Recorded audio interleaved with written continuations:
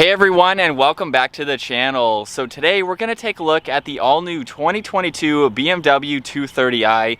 This model here is finished off in Melbourne Red Metallic with the Canberra Beige interior. It's definitely a very nice color combo for this sporty coupe, and this also has an MSRP right around $46,000. Underneath the hood of the 230i, you'll find the 2-liter twin-power turbo inline 4-cylinder engine.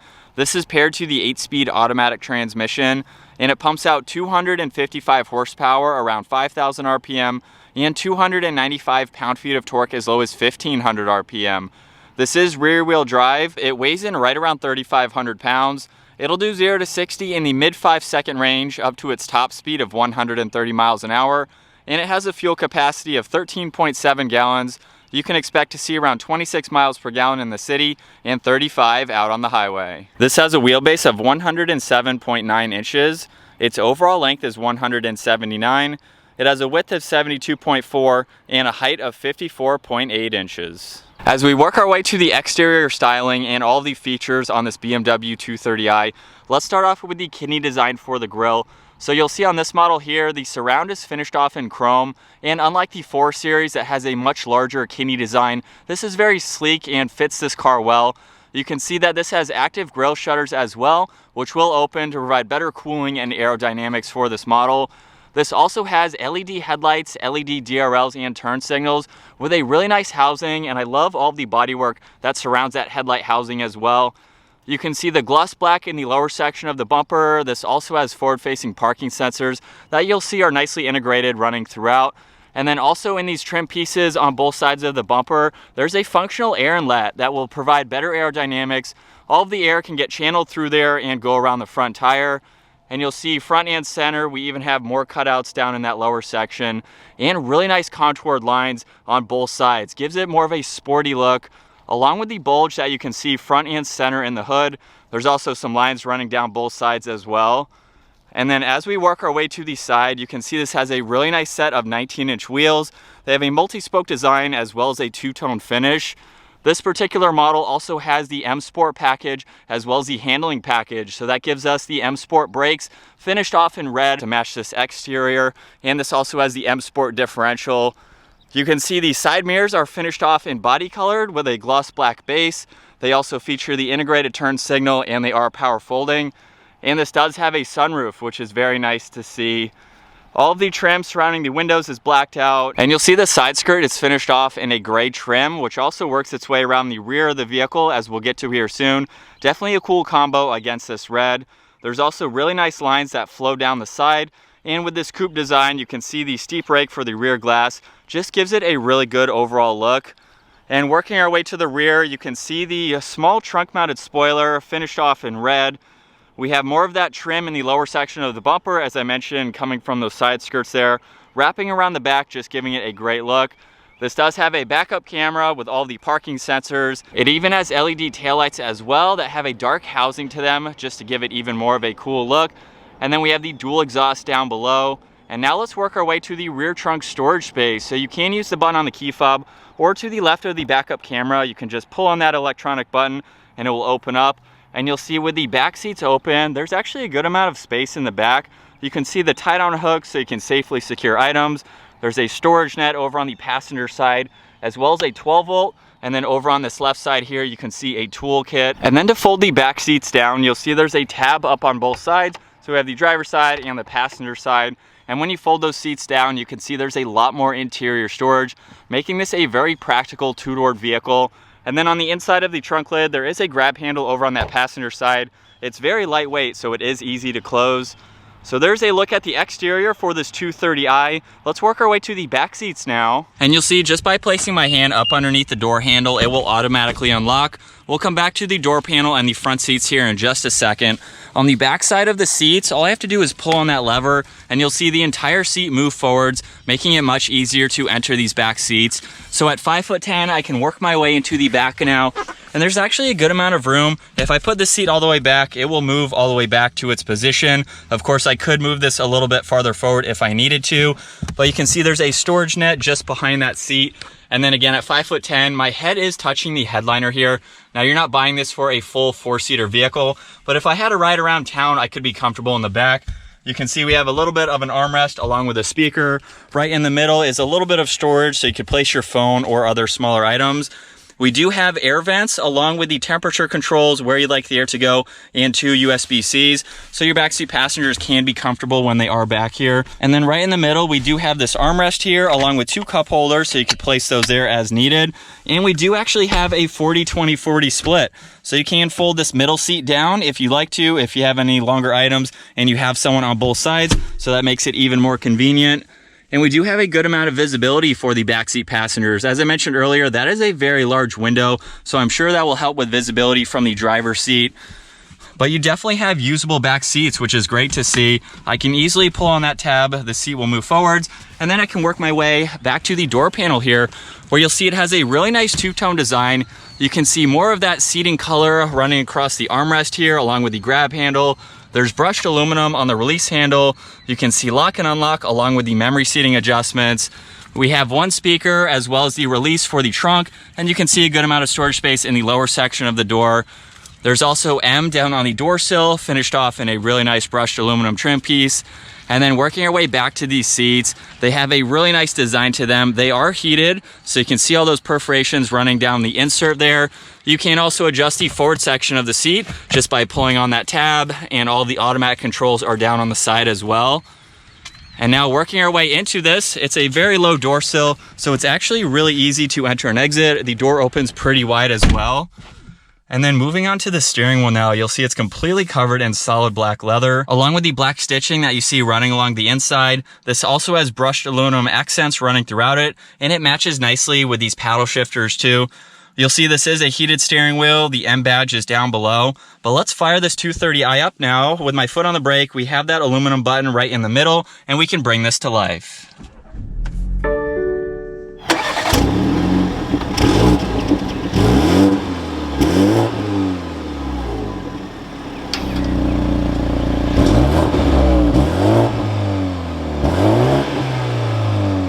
And you'll see on this large digital gauge cluster, over on the left side is the fuel gauge as well as the miles per hour. On the right side is the tach and the engine temperature. And also currently you can see the navigation right in the middle, which is very helpful to see. And within that tach, there's a lot more information that you can go through using this button over on the top of the turn signal stock. So right now you can see the odometer along with some individual information. If I push on it once, you can see live readouts for your horsepower and torque, which is pretty neat to see. You can also pull up the G-force meter. You can look at your music, as well as look at what gear you're in, along with the driving mode the vehicle is currently in. You can also look at a live readout for your MPG. So it's nice to have all that front and center. And then working our way back to the steering wheel, over on this right side, you can see volume and tuning for the radio, as well as your Bluetooth and voice commands. There's even a home button here for your radio and media, so you can go through all of that information. Over on this left side, you can see the cruise control settings. And then on the left side of the steering wheel, down below, you'll see there's actually a pretty good sized compartment here for anything that you'd like to place down there. We have all the headlight and parking light adjustments, along with a dimmer switch for the gauges. You'll see there's 1 air vent with more of that brushed chrome trim. And then right in the middle, we have this large touchscreen system that has a lot of information you can go through. Currently, we're on the home screen right now, where you can see the navigation along with your media and phone. If I swipe over, you can look at some data information along with your traffic and compass. And then the last page here, you can see the weather along with news and the date and the time. So it's really helpful to have that. On this left side here is all of your presets. You can also control the system using this rotary dial down below. So you can see shortcuts to home and media, along with map, navigation, and phone, and a few controls just behind that. But going back to this bar over on the left now, if I scroll down, you can go into your phone, so you can go through all of those settings. You can also pull up the navigation in full screen to be able to put in all of that information as well. If we go into car now, you can go through a lot more information. You can look at your vehicle status, so you can monitor your TPMS, your oil life, and everything like that. If we go back into car, we can go down to settings here, where you can go through your different driving modes. So we have sport and eco, and you can adjust your engine, your steering, your transmission, just depending on how you'd like to drive this. You can look at your displays, even your interior lighting. We even have the driver assistance, so you can go through all this information and set it up the way that you'd like to. So you definitely have a lot to go through. You can go to your owner's manual as well, and even your driver profiles. So if you have more than one person driving this vehicle, you can quickly set that up. And then for the app setting here, you can go into your Apple CarPlay and Android Auto, as well as install any other apps that you'd like to. You can see there's brushed aluminum surrounding all the controls in the middle, as well as 2 air vents. And over on this right side here, we have a shortcut to the intelligent safety. So just by going into this is another shortcut for what I previously just showed, going through all this information just to get it set up as you'd like to. And if you haven't noticed already, we even have the same exact color for the 230i graphic that's on this model here, which is an awesome touch to see. We have the hazards, of course, and then this small LCD screen is for all of your climates. You can see more of that brushed aluminum. So we have the temperature on both sides, fan speed is right in the middle. You have where you'd like the air to go for driver and passenger. And then you'll also notice too, we have the heated seat controls, as well as the front and rear defroster, and a few other AC controls. And then working our way below that, you can see power and volume for the radio, as well as all of these presets here for your radio, so you can set those up as needed. We also have tuning. And then below that, you can see this piano black trim piece. If I push on the end of it there, that will automatically pop up. You'll see the wireless charging pad in the back side, as well as a USB and a 12 volt, and then 2 cup holders on each side. You can easily close that up, where you'll see there's even more brushed aluminum just to tie it in nicely. And then moving our way to the shifter now, with my foot on the brake, we have the release located over on this left side. I can push that all the way forwards. For reverse, of course, you can see the backup camera with the guidelines, as well as these sensors over on that right side. If I go all the way down into drive, pop it over into the manual setting, that allows you to use the shifter or the steering wheel mounted paddle shifters, and then you can just push the P on the back. It will automatically go back into park. Over on this left side, you can see traction control, as well as the parking sensors and the engine start-stop feature, so you can turn that on and off. And then behind that, you can see all the driving modes. The gauge cluster will change, along with the exhaust note too, just depending on what mode you're in. You can see there's a few different ones for sport. You can go into comfort, and then the last one is eco. And you'll also notice that the gauge cluster will change colors, just depending on the driving mode too, so it just gives it a little bit more sportiness to it. You'll see the auto hold, as well as the electronic parking brake just behind that. And then right in the middle, we have the center armrest, along with some storage space underneath it. You can see a light in there as well, and a USB-C, so we can charge electronics and place them in there. And then over on the passenger side, you can see the glove box with plenty of room for all of that information. We'll take one last look at these seats here. And as I mentioned earlier, we do have the sunroof, so we have the automatic sunshade you can use to open that up, and then we have the controls to further open up the sunroof, and you'll see the dome lights are on both sides as well. All right, so as we get this 2022 BMW 230i out on the road, let's go ahead and put it into Sport Plus and pop it over so we can use these paddle shifters. We'll give it an acceleration here.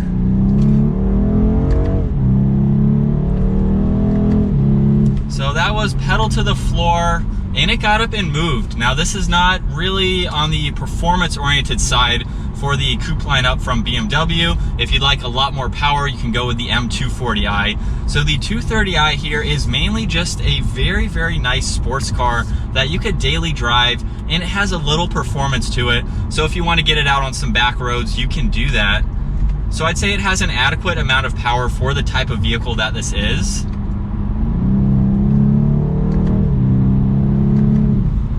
And I mean, it's not slow, but it's not very quick at the same time either.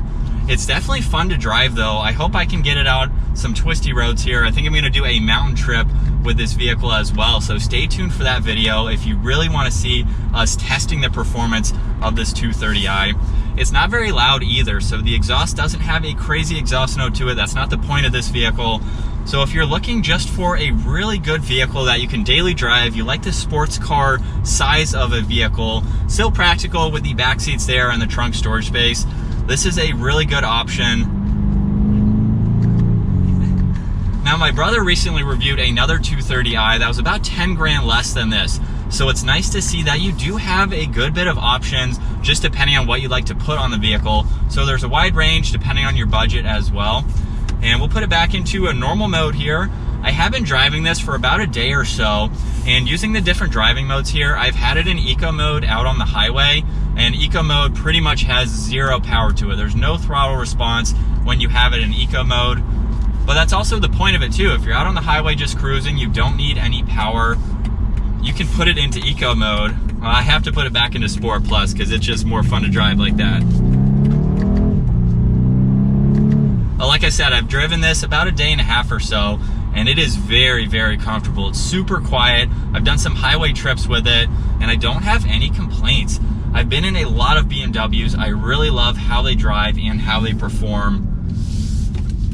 And this has been a very nimble vehicle too. Look at that U-turn that I was just able to do. It has a very tight steering to it. And so now switching over to the POV angle.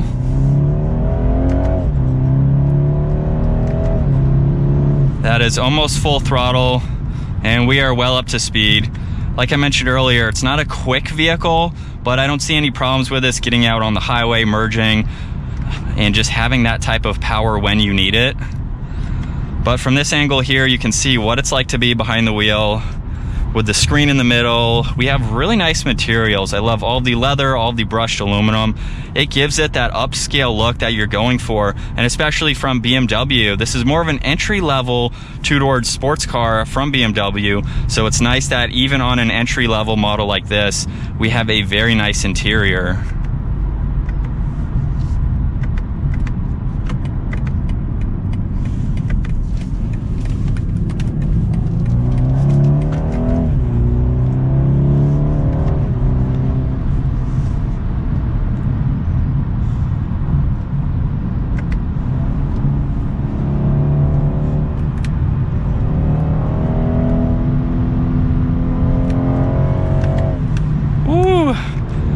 It definitely takes those turns very well. That was pretty awesome. So I know that's not all the performance driving that you guys want to see, but we'll have a video down in the description, so definitely check that out. But let's move on to visibility real quick. I haven't mentioned that yet. So looking over my right shoulder here, that pillar's not all that bulky, and like I mentioned earlier, the glass for your backseat passengers there is very open, so it has an open feel to it. You pretty much have a 360-degree view. Pillars up front, the 8 pillars here are not all that bulky. You can see the Harman Kardon sound system. I forgot to mention the brand earlier, but visibility is great. And then with the backup camera, obviously, you can see what's behind you. So I have no complaints with overall visibility. And like I mentioned earlier, steering is very tight. But definitely a nice interior. I love the color of these seats. Paired with this red exterior, it definitely gives it a really nice look. More of a luxury spec, if you want to call it that. And now merging into traffic here. Definitely not a problem. Well, that's going to wrap it up for my walk-around review and test drive getting behind the wheel of this 2022 BMW 230i. I hope you guys enjoyed today's review. Give it a huge thumbs up if you did, and consider smashing that subscribe button so you don't miss out on our daily uploads. And I'll see you guys in the next video.